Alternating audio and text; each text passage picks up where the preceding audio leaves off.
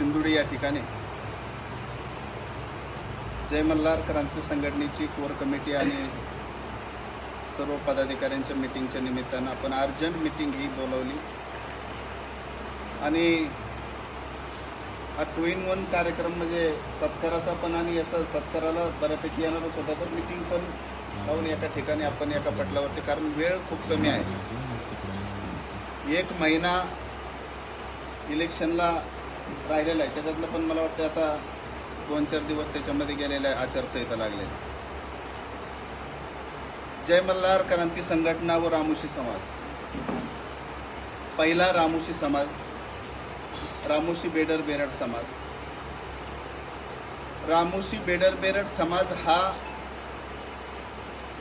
स्वातंत्र्य काळापासून, छत्रपतींच्या काळापासून, टिप्पू सुलतानच्या काळापासून, मग कर्नाटक असन, आंध्र असन, ऑल इंडियामध्ये आपला हे तिन्ही समाज त्या ठिकाणी आहे. जसं आपल्याला महाराष्ट्रामध्ये रामोशी म्हणतात, बॉर्डरला बेरड म्हणतात, कर्नाटकामध्ये बेडर म्हणतात, असा हा समाज. जय मल्हार क्रांती संघटना स्थापन केल्यानंतर आपण फक्त हे 3 समाज घेऊन जायचं ठरवलं. आणि त्याचं कारण पण तसं होतं की आपण हे 3 कुटुंब जे आहेत हे आपले कुटुंब आहेत आणि आपलं कुटुंब जर सुधरावलं, आपलं कुटुंब जर त्या ठिकाणी बऱ्यापैकी जर आपल्या प्रवाहामध्ये आलं, तर आपण शेजारच्या कुटुंबाला सांगू शकतो. मग शेजारचं कुटुंब म्हणजे कोण? आपले जे 18 पगड जाती आहे, मग आपले भाऊबंद आहेत, ते आपल्या रक्तामासातले जरी नसले तरी त्या ठिकाणचे आपले शेजारी, मग बौद्ध समाज असन, मातक समाज असन, धनगर समाज असन, लवार समाज असन, भलार असन, 18 पगड जाती, आपण वडरी समाज असन, सर्व समाज ह्या जातींमध्ये आपण एक म्हणजे जसं घोंगड्याचा धागा आहे, घोंगडीचा जो धागा आहे, अशाप्रमाणे हे सर्व जाती इनल्या गेलेल्या आहेत. पण प्रत्येक जातीमध्ये प्रत्येकाला वाटलेलं आहे. ही आता पूर्वजांच्या काळापासून ती चालत आलेलं आहे. आपण जय मल्हार क्रांती संघटना स्टार्ट केली आणि त्याच्यानंतर आपण बाकीचे पहिले कृती समिती, नंतर जय मल्हार क्रांती संघटना, मग जे मुद्दे जे आपले होते त्या मुद्द्यांवरती आपण काम केलं. आपण काम केल्यानंतर संघटन जुळवीत गेलो. प्रत्येक महाराष्ट्राच्या कानेकोपऱ्यामध्ये आपण फिरलो. त्या ठिकाणी लोकांना पटवून द्यावं लागलं. मला चांगलं या ठिकाणी आठवते की सातारा जिल्ह्याचा पहिला मोर्चा आपण अण्णा त्या ठिकाणी करायचं ठरवलं आणि सातारा जिल्ह्याचा मोर्चा ज्यावेळेस करायचं ठरवलं त्यावेळेस 2 ते 3 दिवस मोर्चाला राहिले होते आणि आम्ही सातारा जिल्ह्यामध्ये वाड्या वस्त्यांवरती गेलो. म्हणजे प्रत्येक ठिकाणी जाऊन लोकांना कन्व्हिन्स करायचं होतं की बाबा मोर्चा आहे, अशा मागण्या आहेत, त्या ठिकाणी आपण सर्वजण उपस्थित राहा, महिला सर्वजण, ह्या गोष्टी अशा आहेत. तिथं मला फक्त एकच ऐकायला मिळायचं की इथून पाठीमागच्या काळामध्ये अनेक नेते तुमच्यासारखे आमच्याकडे आले, आमच्याबरोबर गेले, आंदोलनं केली आणि त्याचा फायदा केला आणि ती घरी गेले, परत आमच्याकडे काय आले नाही, आरक्षण नाही किंवा आमच्या समाजाचं कुणी पाहिलं नाही. पण त्यावेळेस असं वाटायचं की नेमकं आहे काय अण्णा. म्हणजे असं पुढं जाता अनेक गोष्टी माझ्यासमोर आल्या, नेत्यांच्या आल्या, कार्यकर्त्यांच्या आल्या आणि ज्या गोष्टी समोर आल्या त्या आम्ही ठरवलं की ह्या गोष्टी आपल्याकडून झाल्या नाही पाहिजे. मग त्या अनेक गोष्टी असतात, मग पैशाच्या गोष्टी असतात, लोकांच्या कामांच्या गोष्टी असतात, मग अनेक गोष्टी समोर आल्या आणि त्या गोष्टी आपण करत एक टेम्पो तयार केला. आपण त्यांना कन्व्हिन्स केलं, आपण त्यांना शब्द दिला की बाकीची जी नेते होते ते नेते पण आपल्यामध्ये जॉईंट आहेत. पण सर्वांचं तुम्ही म्हणताय झालंय तर माझ्याकरता एकदा तरी मी आपल्या समोर आलोय, मी आपल्याला शब्द देतो की मी त्या ठिकाणी आपल्या पुढं आहे.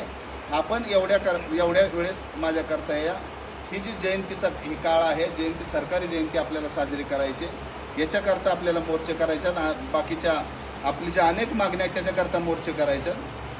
असं कन्व्हिन्स करता आपण आंदोलनं केली.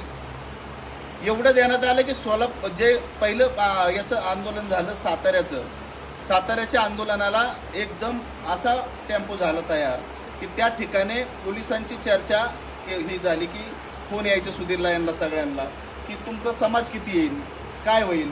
तर ही सरच सांगायची की 5,000 येईल. मला फोन आला, म्हणले, मी म्हणलं 50,000 येईल. तर ते म्हणले हा येईल. म्हणजे नाही का, म्हणजे धनगर समाजाचा मोर्चा त्या ठिकाणी झाला, 500 लोक होते, आम्हाला 5,000 सांगितली होती. म्हणलं माझ्या समाजात सांगते, माझा समाज येडा आहे. पण मला माहिती आहे की जुळलाय समाज बाहेर पडू शकतो. तुम्ही बंदोबस्त तुमचा हे करा. आणि पहिली गोष्ट, तुम्हाला बंदोबस्त नसन देता येत तर तुम्हाला बंदोबस्त रामुशेंनी दिलेला आहे आत्तापर्यंत म्हणलं पोलिसांना. त्याच्यामुळे तुमच्या बंदोबस्ताची गरज नाही.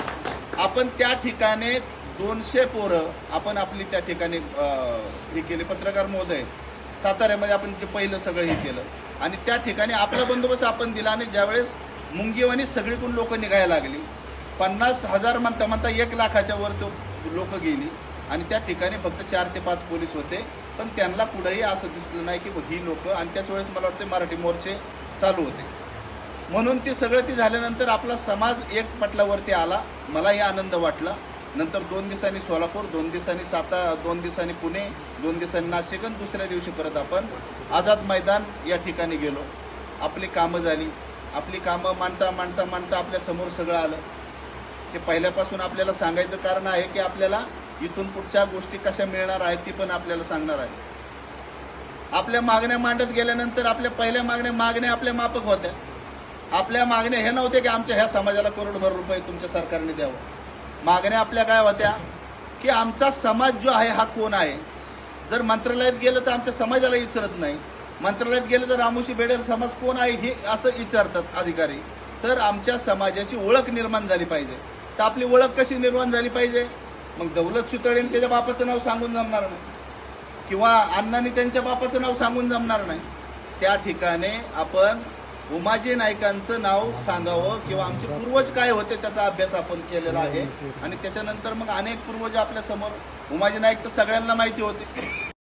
आपण याच्यामध्ये आपण पुढं जाता मग भैरजी नाईक आपल्या समोर आले, उमाजी नाईक समोर आले, बेडर कनाप्पा समोर आले, सिंदूर लक्ष्मण समोर आले, आपल्या आता गडचिरोलीमध्ये कॉलेजला नाव दिलेलं व्यंकटप्पा नाईक त्या ठिकाणी आपल्या समोर आले. ह्या सर्व म्हणजे अनेक त्या ठिकाणी आहेत. पण आपण 5 नावं त्या ठिकाणी आपण आपल्या समोर आली. ती नावं आपण टाकीत पुढे गेलो. पहिलं नाव आपल्या समोर आद्य क्रांतीवीर उमाजी नाईकांचं याच्याकरता आलं की रामोशी समाजाचं दैवत, रामोशी समाज जागृत कसा होतोय उमाजी नाईकांच्या नावानं. तर उमाजी नाईकांची का आत्तापर्यंत जयंती साजरी नाही झाली. तर अनेक आज आपल्यामध्ये भाऊ नाही आहेत. बबन भाऊला असंच आम्ही 2 जण बसल्यानंतर आम्हाला विचारलं की भाऊ म्हणलं ह्या गोष्टी ज्या आरक्षणाच्या आणि ह्या ज्या गोष्टी आहेत ह्याच गोष्टी तुम्ही आत्तापर्यंत घेऊन चालला सर. मग तुम्ही असतान, वसंतराव नाईक असत्यान किंवा अण्णा आपले अशोक जाधव साहेब असतील, ही सर्व मंडळी तेच मुद्दे घेऊन चालले. ते झालं का नाही. मग त्याच्यानंतर आम्ही समोर गेलो, बापट साहेबांना भेटलो. पाचारणे साहेबांना विषय उचलून धरायला लावला. बापट साहेबांचं त्या ठिकाणी म्हणणं आलं की नाना ही राज्य सरकारच्या अखत्यारीमध्ये येत नाही, आपल्याला केंद्र सरकारच्या अखत्यारीमध्ये जावं लागेल. आणि मग ते सर्व माहिती काढता साहेबांना सुद्धा सांगितलं की आपल्याला राज्य सरकारच्याच अखत्यारीमध्ये आहे, पण ती मांडणी तशी झाली पाहिजे, कॅबिनेटला ती घेतलं पाहिजे. आणि मग पाचारणे साहेबांनी त्या ठिकाणी विषय मांडला. आणि पाचारणे साहेबांचं बाईट जर त्या टायमिंगचं जर ऐकलं असं आपण, तर देवेंद्रजी समोर होते, पाचारणे साहेब बोलत होते, बापट साहेब त्या ठिकाणी होते, प्लॅनिंग त्या ठिकाणी होतं. आणि प्लॅनिंग झाल्यानंतर बापट साहेबांनी, पाचारणे साहेबांनी विषय उचलायचा, मांडायचा, बापट साहेबांनी तो त्याला दुजावर द्यायचा आणि देवेंद्रजींच्या समोर तो विषय मांडायचा. ही तिन्ही गोष्टी झाल्या. आझाद मैदानचं हे झालं. आणि ह्या गोष्टी करत आपण प्रत्येक गोष्ट प्लॅनिंग करत तिथपर्यंत गेलो. साहेबांच्या समोर मिटिंग लागली आणि मग त्या ठिकाणी ही विषय सगळे आपण मांडले. आपले विषय आपल्या सगळ्यांना माहीत आहे, पण परत सांगायचं माझं कारण आहे की याच्यामध्ये उमाजी नाईकांची जयंती, त्यांचा धडा, त्यांचं टपाल पुस्तक, स्मारक, या सगळ्या गोष्टी त्याच्यामध्ये आल्या. आणि हीच का पहिले घ्यायचं, म्हणजे उमाजी नाईकांचा धडा का पहिला घ्यायचा किंवा त्यांचं तिकीट का पहिलं घ्यायचं, त्यांचा राष्ट्रीय स्मारक का पहिलं घ्यायचं, त्यांचं त्या ठिकाणी आर्थिक विकास महामंडळ का त्यांच्या नावाने बनवायचं, बाकीच्या महापुरुषांची नावं का त्यासमोर घ्यायची. त्याचं कारण एक आहे की रामोशी बेडर बेरड समाजामध्ये किंवा कुठल्याही समाजामध्ये जर तो समाज मेल्याला जिवंत करायचा असेल तर त्यांचे पूर्वज जिवंत होणं गरजेचं आहे. आणि ते पूर्वज जिवंत नव्हते, कोणत्याही गोष्टीमध्ये जिवंत नव्हते. साधारण म्हणजे मला विशेष एका गोष्टीचं वाटलं अण्णा, ह्या ठिकाणी प्रत्येक महाराष्ट्रातले नेते उठतात आणि म्हणतात की भैरजी नाईक स्वराज्याचा 3रा डोळा आहे. आपण सगळेजण ऐकतो. भैरजी नाईक स्वराज्याचा तिसरा डोळा आहे हे आपण प्रत्येक ठिकाणी ऐकतो, सगळेजण भाषणामध्ये ठोकतात. पण ज्यावेळेस मी इतिहासामध्ये घुसलो, ज्यावेळेस त्याच्यामध्ये काही अभ्यासकांना भेटलो, त्यावेळेस भैरजी नाईकांचं साधं एका सरकारी टपरीला नाव नाही. म्हणजे शोकांती काय, लाज वाटली पाहिजे इथून पाठीमागच्या या सर्व नेत्यांना आणि इथून पाठीमागच्या सरकारला. भैरजी नाईक सारखा व्यक्ती छत्रपतींच्या काळामध्ये ज्यावेळेस मोहिमेवरती छत्रपती जायचे त्यावेळेस भैरजी नाईकांना विचारल्याशिवाय, भैरजी नाईकांचा त्या ठिकाणी होकार घेतल्याशिवाय छत्रपती खाली येत नव्हते. आणि त्या छत्रपतींचा तिसरा डोळा, स्वराज्याचा तिसरा डोळा भैरजी नाईक, त्यांचं टपरीला नाव नाही. आमचे सिंदूर लक्ष्मण म्हणजे उमाजी नाईकांच्या ह्याच बराबरीने एक योद्धा होता. त्याला सुद्धा, त्या योद्ध्याला सुद्धा फासावरती अनेक समाजाच्या अनेक जाती धर्मांकरता त्या ठिकाणी ते सिंदूर लक्ष्मण म्हणजे जतमध्ये त्यांचं त्या ठिकाणी स्मारक आहे. याच्यामध्ये ते सुद्धा कुणाला माहीत नाही. उमाजी नाईक माहीत नाही. उमाजी नाईक आद्य क्रांतीवीर पहिले भाषणं ठोकतात, त्यांचंही पुढं नाव नाही. ह्या सगळ्या गोष्टी काढल्यानंतर आपण ह्या सर्व पूर्वज, ते बंदच कर, आपले सर्व पूर्वज जिवंत करायचं ठरवलं. आपले पूर्वज ह्या देशाकरता, ह्या भारताकरता, 18 पगड जातींकरता, केवळ एक आपले जे रामोशी बेडर समाजाकरता नाही, 18 पगड जातींकरता फासावर गेलेले आपले पूर्वज आहेत. आणि त्या पूर्वजांना एका म्हणजे दगडाखाली म्हणा, मातीखाली मग गाडून ठेवलं होतं आणि त्यांना उकरून काढायचं काम शेवटी आपल्यालाच करावं लागलं. आपण सर्व केलं, पण म्हणतात ना, देण्याची दानत लागती. आपण सर्व समोर घेऊन गेलो, सगळ्यांना आपण मांडलं आणि याच्यामध्ये आपण सर्व ह्या गोष्टी करत गेल्यानंतर देवेंद्र फडणवीस नावाचा ब्राह्मण व्यक्ती याच्याकरता म्हणतोय की आपल्या 18 पगड जातींमध्ये अजूनही लाजा वाटल्या पाहिजेत, आपण ब्राह्मणांना नावं ठेवतोय. कारण जर रामोशी समाज कुणी जागृत केला असेल, रामोशी समाजाचे जर पूर्वज कुणी जागृत केले असतील, रामोशी समाजाच्या पूर्वजांचा इतिहास कुणी बाहेर काढला असेल, रामोशी बेरड समाजाच्या पूर्वजांना आज नाव कुणी दिलं असेल आणि अख्ख्या देशामध्ये जर नाव गेलं असेल तर त्याला एकमेव ब्राह्मण म्हणजे देवेंद्र फडणवीस साहेब.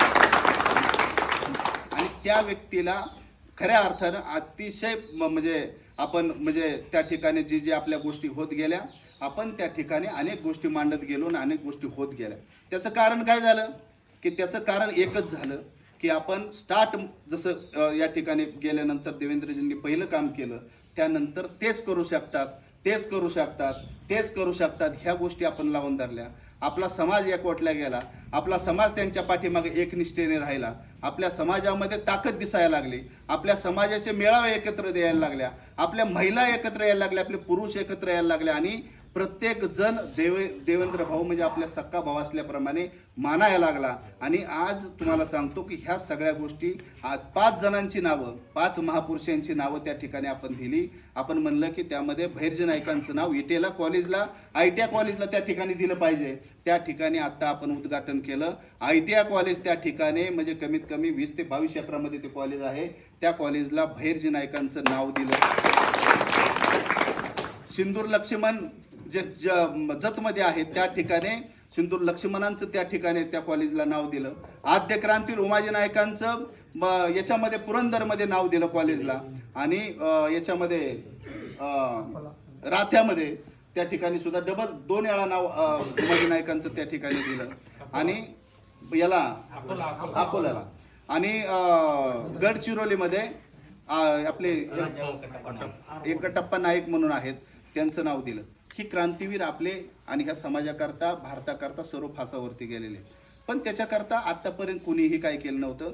आणि ह्या गोष्टी फक्त 8 दिवसात झाल्या. ही नावं जी आत्ता कॉलेजला दिली ही फक्त 8 दिवसामध्ये. आम्ही गाडीमध्ये येत होतो, काही लोकांचे मेसेज पडले. सुधीरला म्हणलं, सुधीर ही काय भानगड आहे?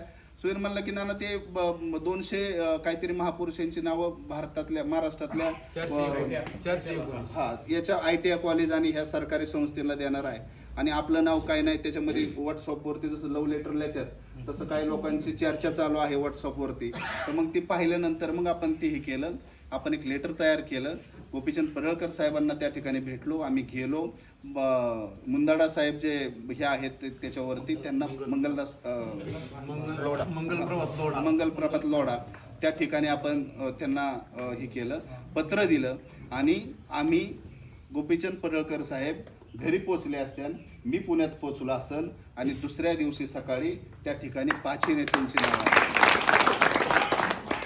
ही पत्र देताना आपण फक्त त्यांनाच दिलं नव्हतं, ही पत्र आपण देवेंद्रजींना ती पत्र दिलं, बाकीच्यांना काही संघावाल्यांना ते पत्र दिलं आणि ही त्याच्यामध्ये येस म्हणले आणि त्याच्यामध्ये एक जणाचं आम्हाला आमच्या डोक्यात होतं, क्रांती रोमाजी नायकांचं नाव लागण पटक्यात, पण 5ची नावं त्या ठिकाणी दिली. ही खऱ्या अर्थानं दानत लागती.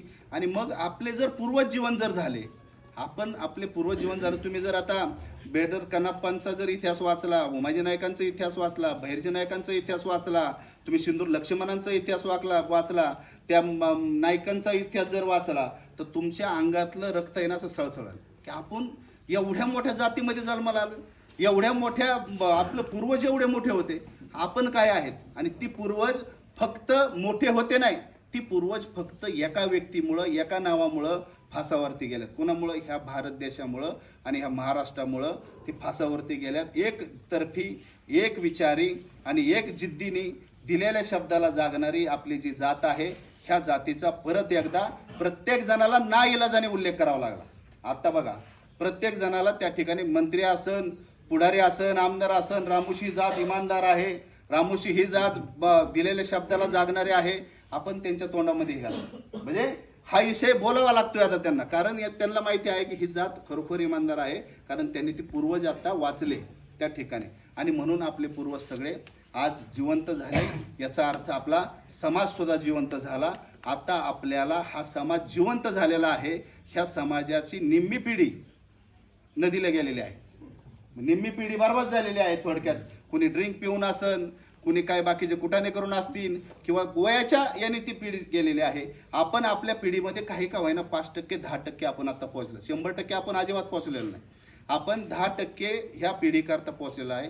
आपल्याला करायचं आहे पुढल्या पिढीकरता. आपली जी लहान लहान बाळं आहेत, त्यांची परत बाळं होणार आहेत, ह्या सर्वांकरता आपल्याला त्या ठिकाणी आत्ता करायचं. मग त्याच्याकरता काय करायचं आहे की आता हे महामंडळ झालेलं आहे, महामंडळ स्थापन झालं. महामंडळ स्थापन झाल्यानंतर त्याच्यामध्ये 50 कोटी रुपयाच्या निधीचा तरतूद त्या ठिकाणी केली. 2.5 कोटी 5 कोटी रुपये बहुतेक आता त्याच्यामध्ये खाली वर्ग झाले.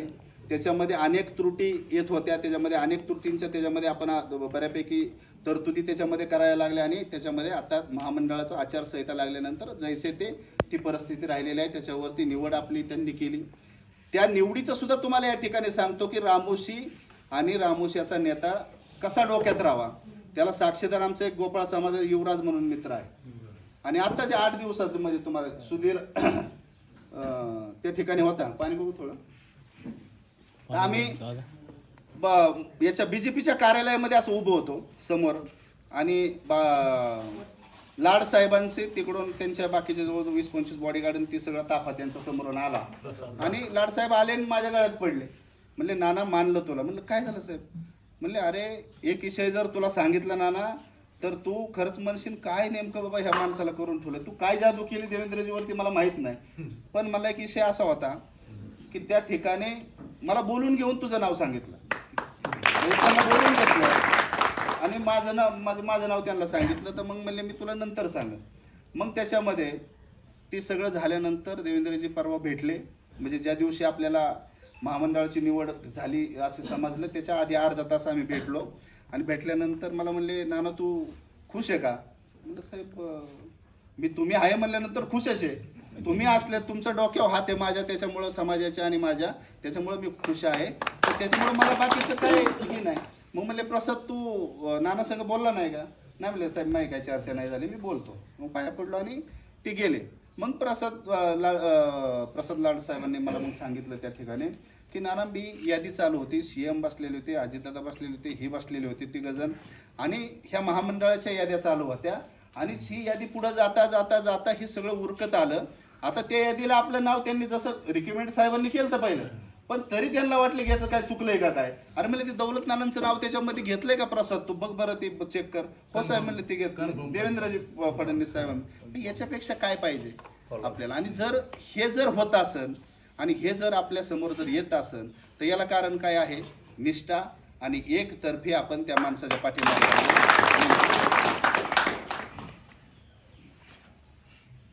आता आपल्याला आपण आपल्या जातीप्रमाणे वागायला लागलो. पहिली गोष्ट, बाकीचे काही लोक आपल्यातलीच आहेत, त्यांनाही सर समजतंय, पण काय असतं की विरोध करायचा म्हणून विरोध करायचा, त्यांच्याशी आपल्याला काही मतलब नाही. पाठीमागं मला एक जण म्हणले की तुम्ही संजय जाधवांचं मेसेज दुनियादारी त्यांचं काय ऐकता एवढं, तुम्ही का उत्तर देत नाही, तो काहीतरी खालच्या पातळीला जाऊन बोलत असतो.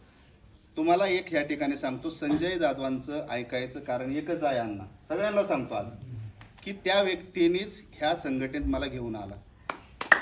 जर ती व्यक्ती जर मला भेटली नसती, त्याने मला आणलं नसतं, मी 4 वेळा त्याला बाजूला परत माघारी पाठवला होता, पण तरी सुद्धा त्याने ते त्याच्या का हातोटी असल्यामुळं परत त्याने कन्व्हिन्स केलं, MM तिकडून आलं, संघटना केली. त्याच्यानंतर बाकीचं समजा काही तत्व आपली पटली नसते त्यांना, मी तर कुणाला सोडलं नाही, मी कुणाला सोडू शकत नाही, पण माझी तत्व काही लोकांना पटली नसते, त्यांची तत्व वेगळी होती.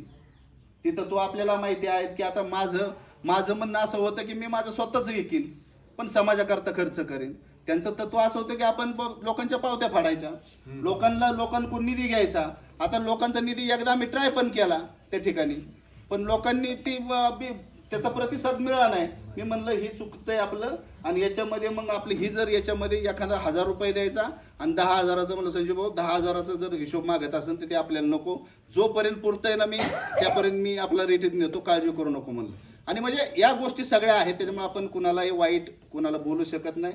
समाज आहे, समाजातली लोक आहेत, त्यामुळे त्या गोष्टी आपल्या समोर आल्या आणि आपण त्या गोष्टी केल्या. मी ह्या गोष्टी एवढ्या तुम्हाला का सांगतोय की आपण आता कुठपर्यंत पोहोचलोय, आपला समाज कुठपर्यंत पोहोचलाय, आपल्या समाजावर विश्वास किती बसलाय. आणि मग आपण आता जय मल्हार क्रांती संघटना ही संघटना घटक पक्षामध्ये आपली त्या ठिकाणी समाविष्ट करून घेतली.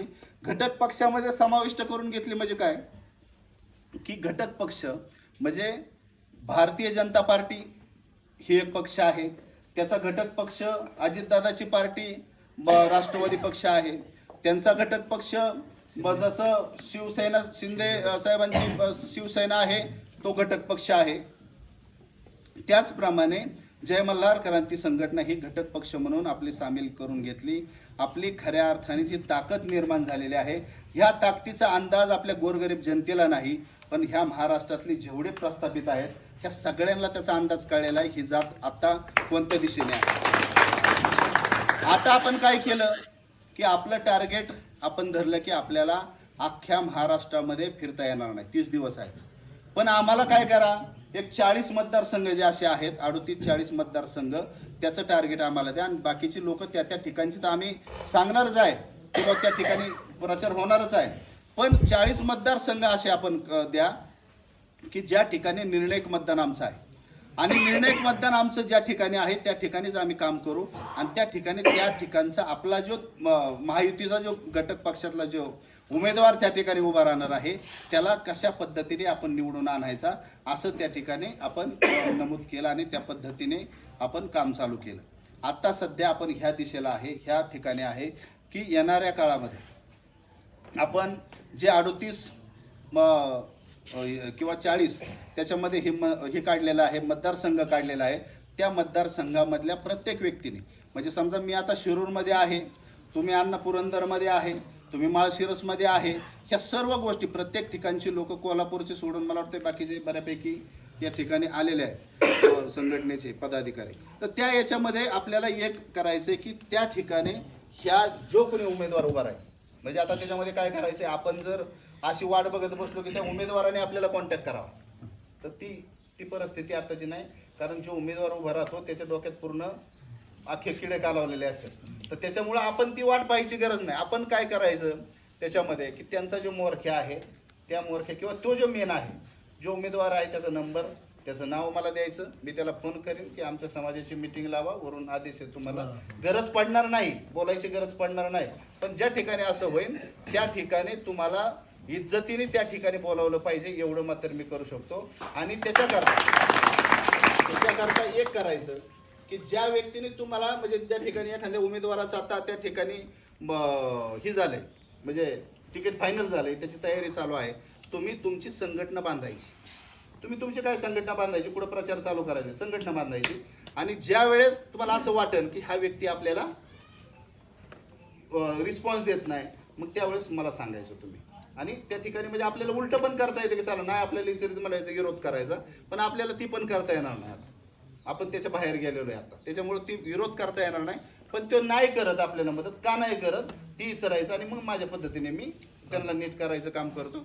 असं या ठिकाणी मी आपल्याला सांगतो. मी माझ्या समाज बांधवांना या ठिकाणी सांगणार आहे, प्रत्येक ठिकाणी आज महाराष्ट्रामध्ये दौलतनाना शितोळे अध्यक्ष झाला. दौलतनाथ शितोळे व बरेचसे कामं त्या ठिकाणी केली. दौलतनाना शितोळे महामंडळाचा अध्यक्ष झाला. पण दौलतनाना शितोळे अध्यक्ष झाला एकटा करू शकत होता का? नव्हतं. त्याच्या पाठीमागे हे सर्व समाज महाराष्ट्रातला आहे. सर्व समाजाने जी ताकद दाखवली, जो विश्वास दाखवला, जो माझ्यावरती विश्वास ठेवला, त्या विश्वासाला मी बऱ्यापैकी 10% का होईना मी बऱ्यापैकी त्या ठिकाणी आता पोहोचलेलो आहे. असं या ठिकाणी सांगतो. मी ह्या झालेल्या ह्या काळामध्ये संघटना स्थापन केल्यानंतर आपण बऱ्याच जे आपले नेते आहेत, बऱ्याच कार्यकर्ते आहेत, बऱ्याच ठिकाणी काही ठिकाणी माझ्या चुक्या पण झाल्या असत्या आणि काही ठिकाणी आपण कार्यकर्ते दिले, कार्यकर्त्यांनी खाली काम केलं नाही. पण आता जर समाजामध्ये तुम्हाला वाटत असेल की आपल्याला पुढं जायचं आहे, आपल्याला मोठं व्हायचं आहे, आपल्याला आमदार व्हायचं आहे, आपल्याला खासदार व्हायचं आहे, आपल्याला जिल्हा परिषद सदस्य व्हायचं आहे, आपल्याला त्या ठिकाणी पंचायत समिती सदस्य व्हायचं, आपण कोणत्या ना कोणत्या कमिट्यावरती जायचं आहे, जर ही प्रत्येकाला आणि कोणाला कार्यकर्त्यांना वाटत असेल तर त्यांना जय मल्हार क्रांती संघटनेमध्ये कष्ट करावं लागणार आहे.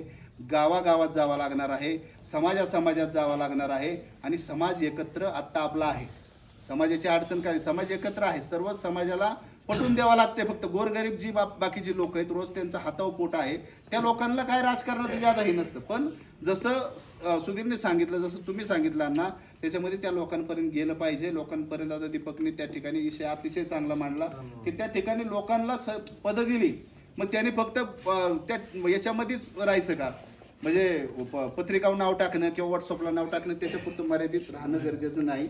तुम्हाला ह्या समाजाची सेवा करायची आणि सेवा करण्याकरता तुम्हाला जे पद दिलेलं आहे, तुम्ही गावोगावी गेला पाहिजे, गावोगावी त्या ठिकाणी भेटला पाहिजे, लोकांना सांगितलं पाहिजे, काम केलं पाहिजे. आणि तेवढं आता काम करायचं तुम्हाला करून ठेवलंय ना.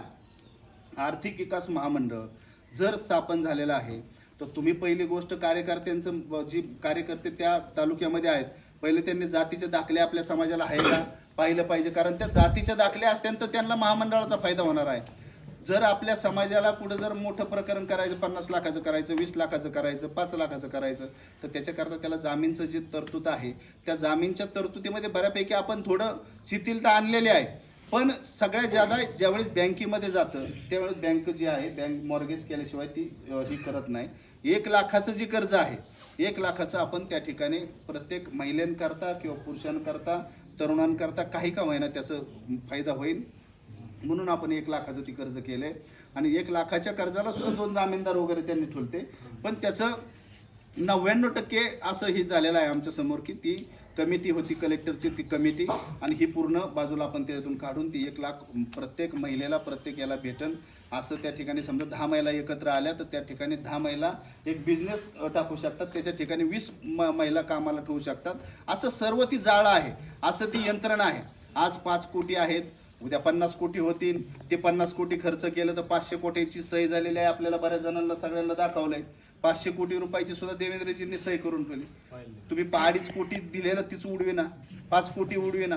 म्हणजे ही जर उडले पैसे आणि हे जर बाकीचं जर हे झालं तर ती पैसे पुढचे तुम्हाला मिळणार आहे. कारण ती सरकारी पैसे आहे, तुमच्याकरता ती डायरेक्ट बँकेत डिपॉझिट करून नाही ठेवणार. तुमचं जी पैसे संपलं तर ती पैसे तुम्हाला वर्ग होणार आहेत. म्हणून त्या गोष्टी ज्या आहेत. आणि याच्यामध्ये पहिली गोष्ट ही सांगतो की आद्य क्रांती रोमाजी नाईक आर्थिक विकास महामंडळ, ह्या महामंडळाचं मी नियोजन वेगळं केलं. तर माझ्या बाबतीत ते वेगळं झालं आहे. नाव आल्यानंतर त्या ठिकाणी मी येस म्हणावं लागलं आहे. कारण देवेंद्रजींना नाही म्हणणं म्हणजे त्या ठिकाणी हे नाही. पण त्या ठिकाणी माझी पण हीच म्हणणं होतं की मला त्या ठिकाणी अध्यक्ष म्हणजे हे आहे आमदारकीचं जे याच्यावरचं आहे, तर ती त्या ठिकाणी विधान परिषदला मला घ्यावं. विधान परिषदला घेताना माझं नाव 1 नंबरला आणि सदाभाऊ खोत यांचं नाव 2 नंबरला त्या ठिकाणी गेलं. आणि दिल्लीला गेल्यानंतर इलेक्शन झाल्यानंतर पंकजाताई त्या ठिकाणी पडल्या आणि आपल्या नावाच्या याच्यामध्ये पंकजाताईला त्या ठिकाणी द्यावं लागलं. आपण त्या ठिकाणी म्हणजे माघारी यावं लागलं, कारण आपलं नाव नाही हे सगळे म्हणतात, पण आपलं नाव त्या ठिकाणी होतं. ती स्वतः साहेबांनी मला सांगितलं होतं. पण हरकत नाही, ती होत असताना सुद्धा याच्यामध्ये घेतलं आणि आपण त्यांना येस म्हणलो. याच्यावरच्या कमिट्याला आता थोडा टाईम लागेल. याच्यावरती कमिट्या आहे, त्या कमिट्यामध्ये सदस्य आहेत. आता त्याच्यामध्ये आपण अध्यक्ष झाल्यानंतर आपल्याला त्याचं बऱ्यापैकी अधिकार येणार आहे की कमिटी कोण घ्यायचं कोण नाही घ्यायचं, ह्या सगळ्या गोष्टी त्याच्यामध्ये होणार आहे. याच्यामध्ये महामंडळ चालवित असताना म्हणजे आज अशी पण चर्चा होऊ शकते. तुम्हाला सांगायचं तात्पर्य या ठिकाणी की दौलत नाना महामंडळाचा अध्यक्ष झाला आणि दौलत नाना महामंडळाचा अध्यक्ष झाला. 5 कोटी आले, 10 कोटी आले, 50 कोटी आले, 100 कोटी आले आणि एकट्यानेच हाणले, असं पण होऊ शकतं. होऊ शकतं म्हणजे त्याच्यामध्ये असं त्या गोष्टी म्हणजे करणाराच्या याच्यामध्ये तुम्हाला सांगतो की जर तुम्हाला 1 लाखाचं कर्ज जर घ्यायचं असेल तर तुम्हाला 2 जामीनदार मागतात. मला जर 1 लाख गपचिप काढायचं असलं त्याचं म्हणजे मला काय करावं लागेल नेमकं, त्याच्यात जामीनदार द्यावं लागेल ना. ही असलं चालत नाही, ती संपलं. ही कोणाच्या काळात होतं, ह्या चोऱ्या माऱ्या ज्या होत्या ह्या याच्या काँग्रेस राष्ट्रवादी जे होते त्यांच्या काळामध्ये ह्या चोऱ्या माऱ्या महामंडळांच्या झाल्या, त्या बंद पडले. इथं मात्र आता लिगली आणि सरळ चालावं लागते. त्यामुळं त्याच्यामध्ये एक आहे की आपण जर सर्वांनी प्रयत्न केला, सर्वांनी जर गावामध्ये फिरला, आपल्या माता भगिनी ज्या कामाला जातात बघ त्या कामाला नाही गेल्या असं वाटलं तुम्हाला जर काहींना वाटतच असेल की आपण पिऊनच पडलो पाहिजे, बायको माय कामालाच गेली पाहिजे, तर मग त्याचं काही मी करू शकत नाही, बरोबर. पण जर ज्याला अक्कल असेल, माही बायको रोज उठते कामाला जाते, आपल्याला तुकडं हे करून ठेवते आणि आपण पत्त्या खेळतो किंवा कुठंतरी एखादा टंपात जाऊन टाकतो, अशांना अक्कल येऊ शकत नाही. पण जय मल्हार क्रांती संघटनेचा काय उद्देश आहे? मग जय मल्हार क्रांती संघटनेच्या पदाधिकाऱ्यांचा काय उद्देश आहे? जय मल्हार क्रांती संघटनेच्या पदाधिकाऱ्याचा एकच उद्देश आहे आणि एकच त्यांनी काम करायचंय, त्या गोरगरीब जनतेपर्यंत जायचंय, त्यांना जमा करायचंय, त्यांना नॉलेज द्यायचंय, त्यांना जातीचा दाखला आहे का, त्यांना आधार कार्ड आहे का, त्यांना रेशनिंग कार्ड आहे का, त्यांची काय अडचण आहे, दुखणं बाणं काय आहे का. त्याच्यामध्ये अनेक गोष्टी आपल्याला करावं, तेवढ्या थोड्या आहेत, पण त्याचं काम आपल्या कार्यकर्त्यांना करावं लागणार आहे. जय मल्हार क्रांती संघटनेचं काम जय मल्हार क्रांती संघटनेलाच करावं लागणार आहे. त्यामुळं आपण याच्यावरती काम करा. आपल्याला सर्वांना खूप मोठी संधी आहे. आज आपल्या याच्यामध्ये जर आपण राजकारणात आणि याच्यात गेलो तर एवढं फास्टमध्ये कोणताही समाज पुढे गेलेला नाही. ही सर्वजण आपण पाहत आहे, त्याच्यामुळे आपण ह्या स्टेपला आहे. याच्यामध्ये दौलतनाना शितोळे ज्यावेळेस उपाध्यक्ष करायचा तर 1000 नाही 10,000 लोकांची नावं त्या ठिकाणी नेत्यांची बऱ्यापैकी आली. म्हणजे आपल्या नाही, म्हणजे बाकीचे सर्व समाजांचे, पण कुणी बसवायचं काय करायचं. पण त्या ठिकाणी त्या 1000 नेत्यातून सुद्धा आपलं त्या 20-30 याच्यामध्ये नाव येतं. म्हणजे आपल्या समाजावरती देवेंद्र फडणवीस यांचं खूप मोठं लक्ष आहे. त्यामुळं आपल्याला काळजी करायचं काय कारण नाही. आता आपल्या सगळ्या गोष्टी झाल्यात, बऱ्यापैकी झाल्यात, अजून बऱ्याचशा बाकी आहेत. आपल्याला आता काय करायचंय, आपण आपल्याला दिलंय, आता आपल्याला देण्याची भावना आहे आणि आता द्यायचं आहे. आता नखरं कुणी करायचं नाही. नखरं म्हणजे काय की बाबा माझ्या तालुक्यामध्ये माझ्या जवळचं आहे, ह्यो माझ्या मित्राच्या जवळचा आहे, मला त्याची अडचण आहे, अजिबात नाही. मी परत तुम्हाला सांगतोय की तुमच्या एकाच्या चुकीमुळं आपल्याला सगळ्यांना भोगावं लागेल. काही कुणाचं घेणं देणं नाही. आता त्याच्यामध्ये काय आहे, महायुती सर्व त्याच्यामध्ये हे आहे. महायुतीमध्ये मग घटक पक्ष आणि ते बाकीचं आहे. त्याच्यामध्ये जो पार याडा तिथला दिला एखादा, पार त्याला आपलं त्याचं जमत नाही, दुश्मन आहे आपला तो, तरी आपल्याला त्याच्यात याडान दुश्मन नाही बघायचं. त्याच्यामध्ये देवेंद्र नावाचा व्यक्ती आहे, त्याचा कोणतरी दिलेला आहे, त्या पक्षाचा महायुतीचा ती व्यक्ती दिलेला आहे, म्हणून त्याच्यावरती आपण मदत करायची. ती आपल्याला ताकदीने त्या ठिकाणी काम करायचं, असं या ठिकाणी आपल्याला मी सांगतो. याच्यामध्ये जय मल्हार क्रांती संघटनेच्या आज या ठिकाणी आपल्याला एक निर्णय असा आपल्याला घ्यायचा आहे की आपण आत्तापर्यंत बाकीच्या ठिकाणी जेवढं काम केलं समाजाच्या हिताकरता, समाजाकरता आपण काम करत आलोय. आपण काय केलंय की म्हणजे वचाला रामुशी बेडर बेरड ही करत आलो. आत्ता आपल्याला या ठिकाणी माझा निर्णय असा मला वाटतोय की आपल्याला योग्य निर्णय आहे. आपल्यासारखे आज अनेक लोक जे आपलं काम पूर्ण झाल्यानंतर आपल्याकडे लवार समाजाची संघटना येऊन गेली, आपल्याकडे काय मुस्लिम समाजाची संघटना येऊन गेली, आपल्याकडे काल सुतार समाजाची संघटना येऊन गेली, गोपाळ समाजाची संघटना येऊन गेली, धनगर समाज आपल्याला जॉईंट आहे, मातंग समाज आपल्याला जॉईंट आहे, बौद्ध समाज आपल्याला जॉईंट आहे, भिल्ल समाज आपल्याला जॉईंट आहे, पारधी समाज आपल्याला जॉईंट आहे. आपल्या अनेक म्हणजे ज्या जाती आहे म्हणजे वैदू समाज असन, वैद समाज असन, त्याच्यामधले बाकीचे कोळी समाज असन, बेलदार समाज असन, हे सर्व समाज जे छोटे जे समाज आहेत ह्या समाजांनी सुद्धा आता आपल्याला भेटायला चालू केलं. आणि त्यांचं पण म्हणणं आहे की नाना आम्ही सुद्धा तुमचे जवळचे आहेत, आम्ही सुद्धा तुमच्या जातीचे आहे, आम्ही सुद्धा तुमच्या रक्तातले एकात एक राहिलेलो आहे, आमच्या पण समाजाचं काहीतरी पहा, आमच्याही समाजाच्या डोक्यावरती हात ठेवा, आम्हालाही त्या जय मल्हार क्रांती संघटनेमध्ये समाविष्ट करून घ्या. तर याचा अर्थ जर आपल्याला इतर समाजाची जर लोक याच्यामध्ये पदाधिकारी घ्यायचे असतील तर आपल्या या ठिकाणी एकमताने या ठिकाणी ठराव पास होणं गरजेचं आहे. त्यामुळं आपण जर आपल्याला हे मान्य असेल तर सर्वांनी वर हात करा आणि त्या ठिकाणी सर्व मते आपण या ठिकाणी त्याला संमती द्या असं या ठिकाणी हे करतो. याच्यामध्ये दुसरा विषय असा आहे की आपण आता ज्या ठिकाणी जी उमेदवार देणार आहे त्या ठिकाणी प्रत्येकाला उमेदवारी त्या ठिकाणी म्हणजे जे उमेदवार आहेत त्या ठिकाणी जे कार्यकर्ते आहेत त्या कार्यकर्त्यांना कुठलंही म्हणजे जर काय आता अजून दिवस गेलेले नाही, ज्यांना अडचणी असत्या त्या सर्वांना सुधीर फोन कर, त्यांना सांग की बाबा आता ज्या ठिकाणी म्हणजे तुमचा कोण मित्र तुमचा कोण बाकीचं काय असेल आम्हाला माहीत नाही, त्या ठिकाणी जे काम करायचंय त्या ठिकाणी कामच करायचंय. महायुतीचा जो पक्ष जे आहे उमेदवार त्याला ताकदीने त्याला हे करायचं, बाकीचे हे सर्व समाज जुळवायचे आणि आपण त्याच्या पाठीमागे जायचं असं या ठिकाणी मी आपल्याला सांगतो. कारण आपल्याला आत्ता द्यायची आपली हे आहे आणि आपल्याला दिलंय फक्त मी एकाच ठिकाणी एवढंच भाषणात ओरडत असतो आम्ही इमानदार आहे, आम्ही दिलेल्या शब्दाला जागतो किंवा आम्ही हे होतो. तर आता जागायची वेळ आल्या दाखवून द्या ना, आता सगळे दाखवून द्या की याच्यामध्ये आपण इमानदार किती आहे आणि आपण काय त्याच्यामध्ये हे करू शकतो. त्यामुळं आपण सर्वांनी इथून गेल्यानंतर आपल्या मतदारसंघामध्ये कोण त्या ठिकाणी तिकीट मिळलंय, कोणाचं काय झालंय, त्या ठिकाणी त्यांचं हे आहे त्यांना आपल्या शुभेच्छाचे फोन जाऊ द्या, त्यांना ज्याला तिकीट मिळलंय तिथं जाऊन तुम्ही त्याला बुके द्या एखादा की शुभेच्छा आम्ही तुमच्याबरोबर आहे. आणि मग त्या ठिकाणी सगळं आपण जर ते म्हणले की बाबा रामोशी समाजाचं त्यांच्या ध्यानातच नाही राहिलं तर ती एक ही होतं. त्याच्यामुळं आपलं हे करा, निर्णायक मतदान आपण काढलेलं आहे त्यामुळं काळजी करायची काय कारण नाही. आपल्याला इथून पुढच्या काळामध्ये सर्व काही मिळणार आहे जे तुमच्या डोक्यामध्ये आहे. मग आमदार एक असावा तर एक आमदार आपला राहणार नाही, 2 आणि 4 आमदार त्या ठिकाणी आपली क्षमता आहे की आपण करू शकतो. आपण आमदार सुद्धा खासदार सुद्धा 1-2 करू शकतो. आपण जिल्हा परिषद पंचायत समितीच्या आता इलेक्शन आले त्या ठिकाणी प्रत्येकाने तयारी करा, काम चालू करा. तुम्ही उठतान आणि म्हणतान की आता आम्हाला तिकीट द्या असं चालणार नाही.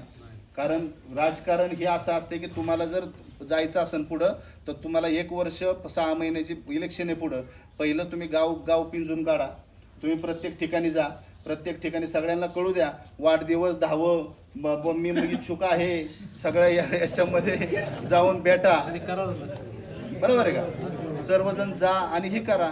तुम्ही जर हे करता की आता दुपारी 10 वाजल्यात, रात्री थोडा उशीर झाला, थोडा कॉकटेल घेतली होती मी त्याच्यामुळे मी आता जाऊ शकत नाही, तर मग त्याला अर्थ नाही. मग तुम्ही उठून त्या ठिकाणी ही नाही करतायत. तर म्हणून आपण त्या ठिकाणी ताकदीने आपण जर केलं तर मला वाटतंय की कुणीच हे करू शकत नाही. ह्याच तालुक्यामध्ये मी कुणाला न विचारता मी जिल्हा परिषदला फिरलो, अण्णा अपक्ष उमेदवार होतो, फक्त 280 मतांनी पडलोय अशोक पवारांमुळं. ते बाकीचं म्हणजे त्या याच्यात आपण काही नसताना ती केलंय, आता सगळं काय करू शकतो. पण तुमची ताकद महत्त्वाची आहे, त्यामुळं आपण ह्या याच्यामध्ये काम करावं असं माझी इच्छा आहे. माझ्या बराबर राहणारे सर्व ताकदीने ही सर्व मंडळी यांची ताकद माझ्या पाठीमागं आहे. जी आपल्या ही याच्यामध्ये आता जे यश आपल्याला मिळालेलं आहे ह्या यशामध्ये ही तर सर्वजण आहेच, तुम्ही सर्वजण आहेत, पण जे आपल्यामध्ये नाहीत, जे आपल्यामधून बबनराव खोमणे असतील किंवा मेजर असतील किंवा इतर अनेक सुनील अण्णा असतील, अनेक लोक आपल्यापासून गेले जय मल्हार क्रांती संघटनेमध्ये. करोनाच्या काळामध्ये आमचे पप्पा गेले, त्याच्यामध्ये बाकीचे जवळजवळ 350 लोक, 350 संघटनेला टच असणारे लोक आपल्यापासून निघून गेले, म्हणजे गेली वरती देवाघरी. म्हणजे एवढी लोक त्या ठिकाणी गेले, त्या सगळ्यांचं याच्यामध्ये सहभाग आहे संघटनेमध्ये आणि यश आहे या प्रत्येक सगळ्या लोकांचं याच्यामध्ये ताकदीने एकत्र आलो, ताकदीने आपण राहिलो म्हणून आपल्याला हे दिवस पाहायला मिळाले आहेत. आपल्याला अजून खूप मोठे दिवस येणार आहेत. खूप आपल्याला जे काय करायचं आहे ते करणार आहे. आपल्याला इथंच थांबायचं नाही, पण सगळ्यांची तुमची ताकद अशा पद्धतीने जर मागं राहिली तरच त्या गोष्टी सगळ्या होऊ शकतात. म्हणून मी आपल्याला या ठिकाणी सांगतो की आपण ज्यांनी आपल्याकरता केलेलं आहे, ज्यांनी आपल्याकरता दिलेलं आहे, म्हणून इथून पुढच्या काळामध्ये आपल्याला पुढे जायचं आहे. आपल्याला या ठिकाणी वर हात करून एकच या ठिकाणी घोषणा आपल्याला करायचे की देवेंद्र फडणवीस नावाच्या व्यक्तीमुळं महायुतीमध्ये आपण सहभागी झालो आहे आणि महायुतीच्या पाठीमागं कुणी एखादा येडा जरी महायुतीने दिला तरी त्याच्या पाठीमागं रामोशी समाजाचं पूर्ण मतदान त्या ठिकाणी गेलं पाहिजे. आता त्याच्या योजना काय बाकीचं काय ते सगळं इलेक्शन काळामध्ये आपण सांगणार आहे. पण आपल्याला जर सगळ्यांना मान्य असेल तर येणारी ही जी इलेक्शन आहे ह्या इलेक्शनमध्ये आपण महायुतीच्या पाठीमागं ताकदीने उभं राहणार असेल तर सर्वांनी वर हात करा. आणि अण्णा घोषणा द्या, येळकोट सर घोषणा द्या, येळकोट वर हात करूनच घोषणा द्या. येळकोट येळकोट जय महाराज, येळकोट येळकोट जय महाराज. आद्य क्रांती राजा उमाजी नायकांचा विजय असो, आद्य क्रांती राजा उमाजी नायकांचा विजय असो. लोकनेते दौलत नाना शितोळे साहेबांचा विजय असो, लोकनेते दौलत नाना शितोळे साहेबांचा विजय असो, लोकनेते दौलत नाना शितोळे साहेब तुम आगे बढ़ो, हम तुम्हारे साथ हैं. देवेंद्रजी फडणवीस साहेबांचा विजय असो, देवेंद्रजी फडणवीस साहेबांचा विजय असो. येळकोट येळकोट जय महाराज. दौलत तना तुम आगे बढ़ो, हम तुम्हारे साथ हैं, दौलत तना तुम आगे बढ़ो. हम तुम्हारे साथ हैं. आज ही सर्व आपण ही घोषणा केलेल्या आहे. ह्याच प्रमाणामध्ये आपण काम केलं पाहिजे. आपल्या याच्यामध्ये युवतींचं प्रमाण कमी आहे. युवतींचं प्रमाण त्याच्यामध्ये संघटन वाढलं पाहिजे, महिलांचं संघटन वाढलं पाहिजे. त्यामुळं गंगूताई असतील किंवा कोमलताई यांना सांगा आणि ज्यांना अडचणी असतील त्यांनी थोडं बाजूला जरी सरलं तरी चालेल. पण पदं धरून आणि पदं हे करू नका. पदांचं लोक जे आहे पदांचं पहिलं आता आपल्याला जाहीर देता येणार नाही, पण ती पदं त्या तालुक्यातल्या व्यक्तींनी त्यांना आता हे करायची आणि आपली तिथली जी संघटना आहे ती वाढवायची असं या ठिकाणी मी आपल्याला सांगतो. मी आज माझ्या या सत्काराच्या निमित्ताने आणि जय मल्हार क्रांती संघटनेच्या बैठकीच्या निमित्तानं आपण एवढ्या मोठ्या प्रमाणात एवढ्या थोड्या कालावधीमध्ये काल मेसेज टाकला आणि आपण या ठिकाणी उपस्थित राहिला त्याबद्दल मी मनापासून धन्यवाद देतो. काय राहिले की नाही राहिले जर याच्यामध्ये. आणि आपल्याला पहिली गोष्ट ही सांगतो की जर आपल्याला कोणती गोष्ट खटकली, कोणत्या उमेदवाराची गोष्ट खटकली, कोणाचं जर हे वाटलं तर त्या ठिकाणी आपण डायरेक्ट मला फोन करा, सुधीरला फोन करा आणि त्या ठिकाणी हे करा. समन्वय समिती मीटिंग झाल्यावर काढायची होती का तुम्हाला? नाही नावच हे करा ना लगेच फायनल का सोडा, नाही तर कोणावर तरी ते कोण घ्यायचं. इथं फायनल झाली की 70 करू ना लगेच त्यांचं. ती बंद कर 2 मिनिटात.